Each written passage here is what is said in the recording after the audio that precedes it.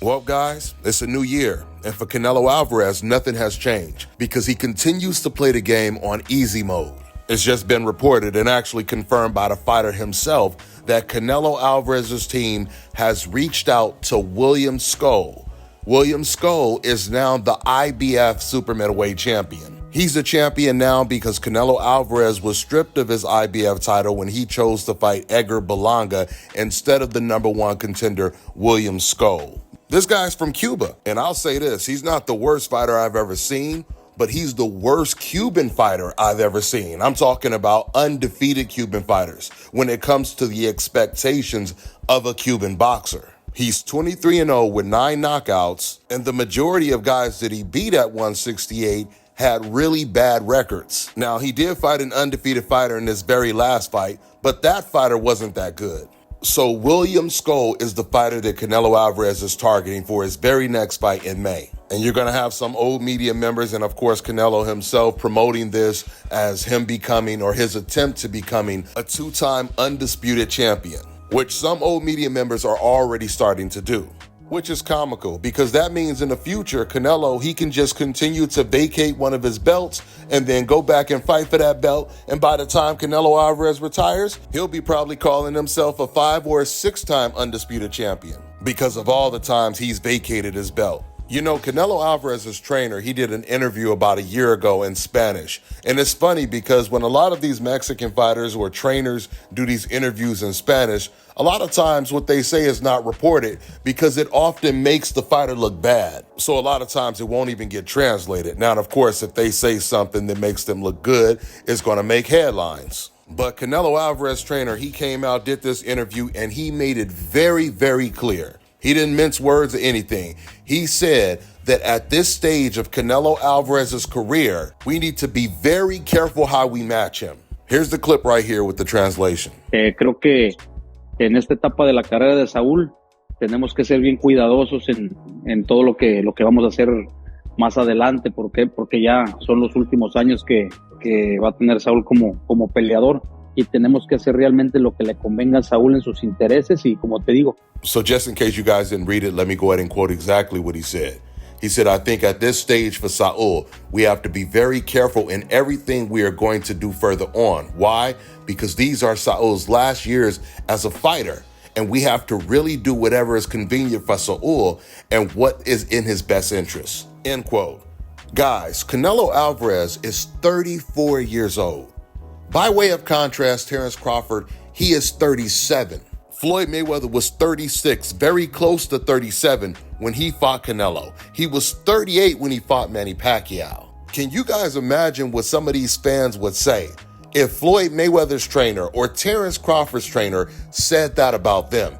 And I'm not even saying it at 34. I'm talking about if their trainer said it about those fighters when they were 37 and 38. I already told you guys, when Floyd Mayweather was 38, fans were saying that he should move up to middleweight and fight Gennady Golovkin. So we know for a fact what fans would be saying about Floyd Mayweather if his trainer said the same thing that Reynoso just said about Canelo at age 34. His trainer says they have to be careful the way he's matched. Canelo Alvarez has been carefully matched his entire career. He has 66 fights, 66 professional fights. There's only been 5 times where he wasn't carefully matched. And 2 out of those 5 fights, he was forced to take those fights. And that was the Bivol fight and the Golovkin fight. When it comes to Floyd Mayweather, Canelo had nothing to lose fighting against Floyd Mayweather. All he had to do was stay on his feet. As you guys can see, Canelo, he didn't get knocked out, but he lost every single round. That was one of Floyd Mayweather's easiest fights. And that is what made Canelo Alvarez a star, losing every single round to Floyd Mayweather. And the Austin Trout fight was the fight that he had to take to get the Floyd Mayweather fight. It was actually Floyd Mayweather's idea. Floyd Mayweather had told Canelo, you have to fight somebody. You have to fight somebody. You have to take a dangerous fight so that we can sell our fight. Because before the Austin Trout fight, Canelo, he hadn't beat anybody. And just to go back to the Mayweather fight, when I told you guys that Canelo had nothing to lose, Canelo, he knew he was going in the ring with a guy that was much, much smaller than he was. And we know that Canelo Alvarez has spent almost his entire career fighting guys that were smaller than him. And the only smaller guy that he doesn't want to fight is Terrence Crawford, because when he looks at Terrence Crawford, he thinks of Floyd Mayweather and what Floyd Mayweather did to him. Man, talk about being built different. Terrence Crawford is 37 years old, and he wants to move all the way to 168 and fight against Canelo Alvarez, while the 34-year-old Canelo Alvarez is targeting William Skull and probably some other fighters on that level. We know for a fact that if Terrence Crawford was a natural super middleweight and he was in Canelo Alvarez's shoes right now, he would be chasing the David Benavidez fight. It would not be the other way around. It would not be David chasing Crawford. It would be Crawford chasing David Benavidez. We know this.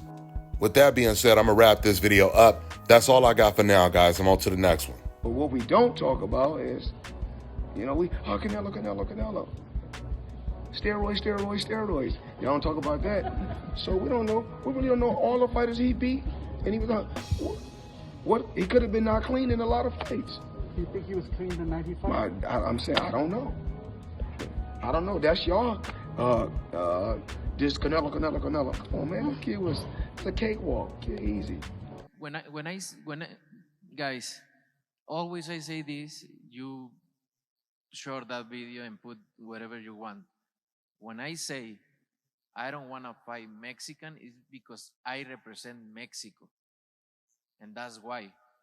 So the question there was, you've mentioned that you're going to need time to recover. I suppose. No more question because I'm a little mad and I'm tired.